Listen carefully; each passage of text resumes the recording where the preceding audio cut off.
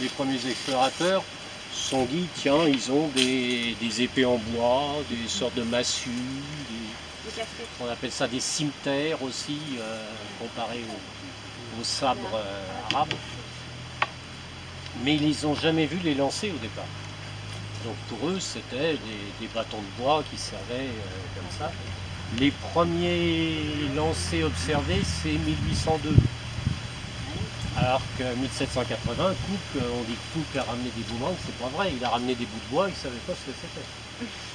Il les a piqués d'ailleurs, on vient de les demander gentiment des fois, mais ça c'est une autre histoire. Mais la plupart, donc, des objets qu'on appelle boomerangs sont en fait des bâtons de chasse. En Australie, ça ne sert pas que pour la chasse, vous avez des panneaux là-bas. Celui-ci par exemple, c'est pour la pêche. On assomme le poisson.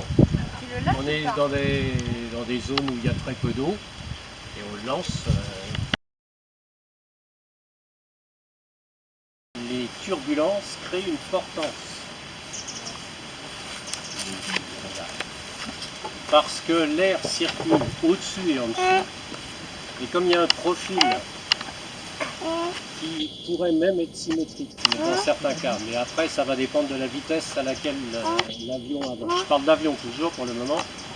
L'aile, donc la différence entre la vitesse de l'air au-dessus et celle en dessous crée une portance, c'est-à-dire une aspiration vers le haut. Contrairement à ce qu'on croit, c'est pas une poussée vers le bas, il y a très peu de poussée en dessous. C'est une aspiration vers le haut.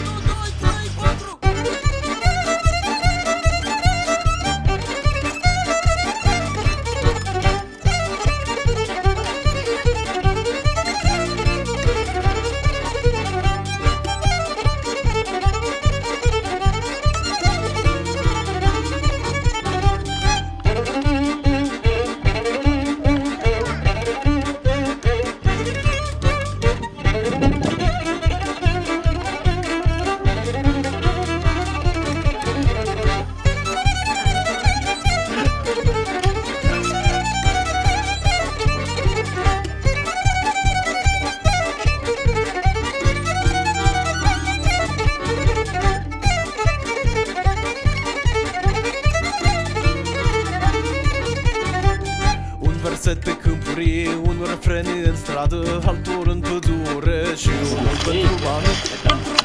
Il y a eu assez d'effets gyroscopiques. Donc ma force, j'aurais tendance à appuyer ici. Comme la roue tourne sur elle-même, elle s'applique 90 degrés. C'est ça la précession gyroscopique.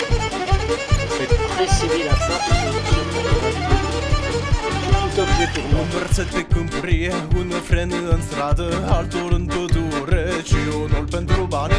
Pentru bani, pentru bani, dacă ți place acest cântec, banii trebuie să-i dai.